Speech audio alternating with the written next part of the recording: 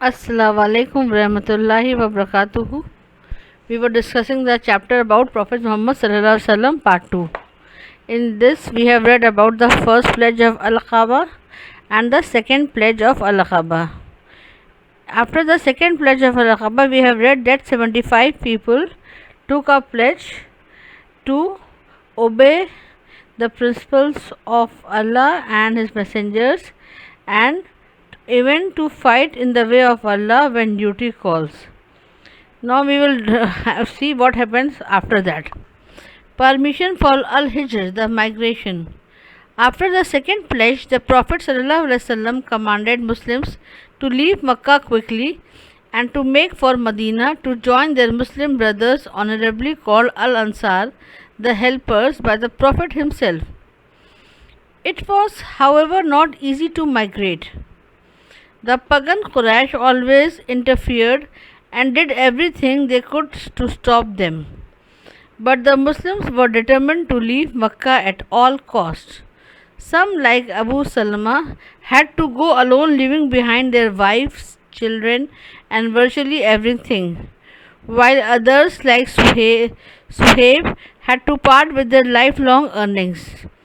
Most of the Muslims at last reached Medina safely and had been given hospitality by Al-Ansar.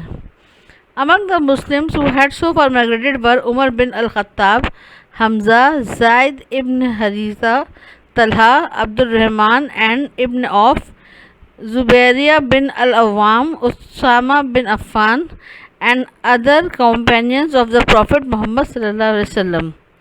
The only Muslims remaining behind in Makkah were the Prophet ﷺ himself, Abu Bakr Siddiq anha, Ali anha, and some of their families. The Arabic word hijra, which often appears in its Latin form hagria, never means flight. It has been translated immigration. So what is immigration? As the word suggests, it is moving from one place to another for settlement. That is called as immigration, whereas flight means to escape from something. So what happened that after the second pledge, when 75 people had accepted Islam in Medina, Prophet Muhammad ﷺ commanded Muslims to leave Makkah and to settle in Medina, to join their Muslim brothers there. The people of Medina were very helpful, and the Prophet himself called them Al-Ansar, the helpers. They helped the Muslims from Makkah a lot in their settlement, and the immigration was not a very easy thing. The people who had lived in Makkah for whole of their life, their ancestors have live in Makkah for whole of their life, their families were there. It was not easy for the Muslims to immigrate to Medina, because some have to leave their home, some have to leave their money earnings, their work, their families also, even their families also. Some Muslims like Abu Salma had to leave all his wives and children.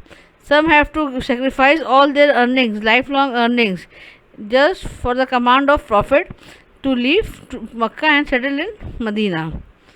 So, but the people of Medina were very helpful, and they were called Al-Ansar, and they helped the Muslims who immigrated to Medina a lot. And what did the pagans do? The pagans did everything to stop them to immigrate to Medina.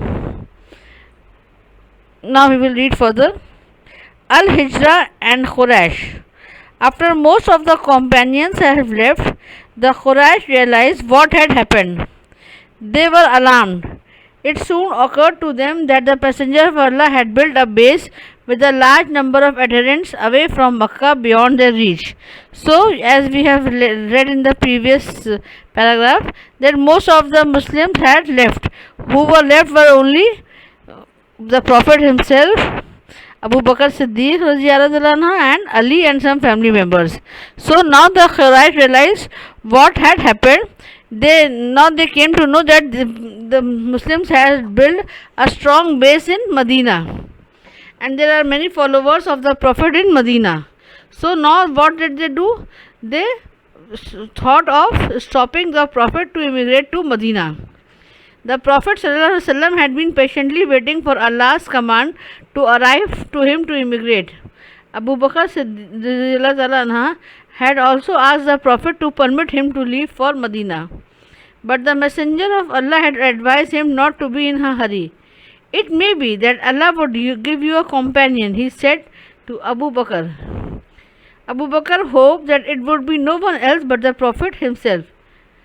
So what happened? When everybody has migrated, only Abu Bakr was left there, Ali was left there, and some of their family members. Then Abu Bakr Siddiq also asked the Prophet to immigrate. Then what did the Prophet reply to Abu Bakr? That Allah will give you a companion. And what did Abu Bakr hope? That his companion would be nobody else but the Prophet himself. And he was very happy also to know it.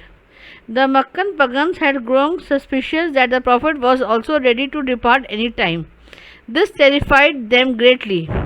They feared that under the wise and able leadership of Muhammad sallallahu alaihi wasallam, the people of Medina might even think to invade Mecca. The Quraysh therefore thought that there was no choice before them other than to kill Muhammad. Now what happened? When the Mecca people realized that what had happened, that Muhammad sallallahu alaihi wasallam had built a base in Medina, they terrified, they were feared that when Prophet will migrate to Medina, that he can build a large army and invade Mecca and then capture Mecca. So what did they thought? They thought of killing Prophet Muhammad sallallahu alaihi wasallam. The Quraysh held a meeting at Darun Nadwa and plotted to kill the Messenger of Allah. Some young men, one from each of the clans, were to put him to the sword simultaneously, so that the blood guilt would be shared by nearly whole of the Mecca. The avengers of blood would have no other choice but to accept the blood money. But the plot was revealed to the Prophet, and he was commanded not to use his bed for the sleeping that night.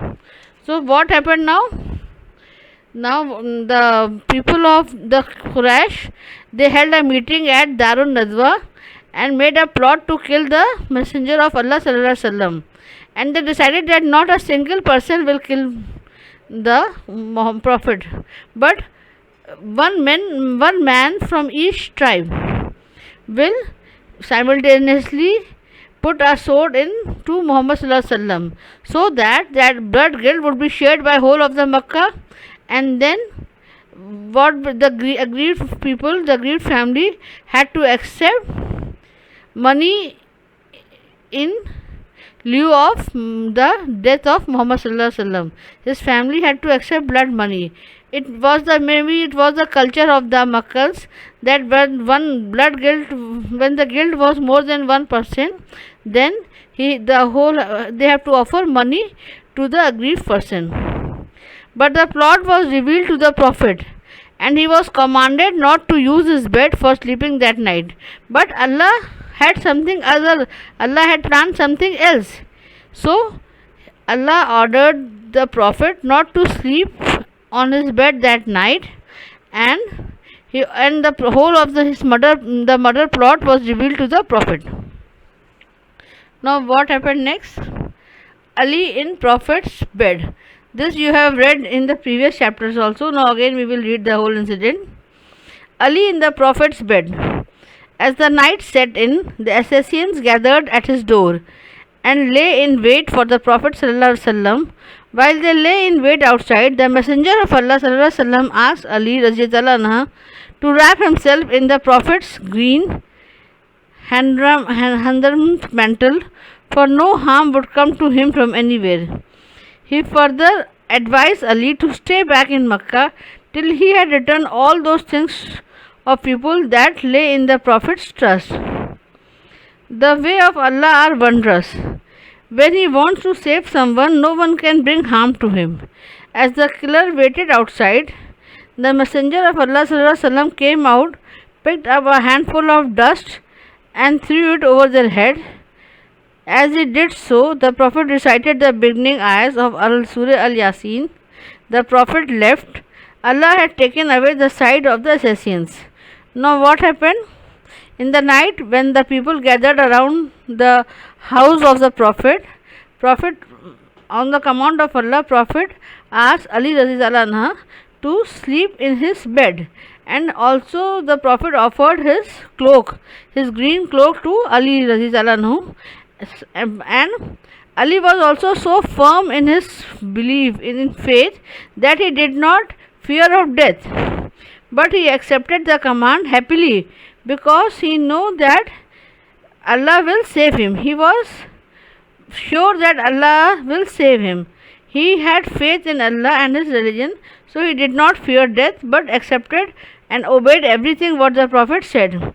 The Prophet also advised Ali to not to reach Medina immediately but to remain in Mecca till the things which were in the trust of Prophet are returned to their owners. You know, the Prophet was called Al-Amin. He used to be very honest person. People used to keep their things in the Prophet's custody.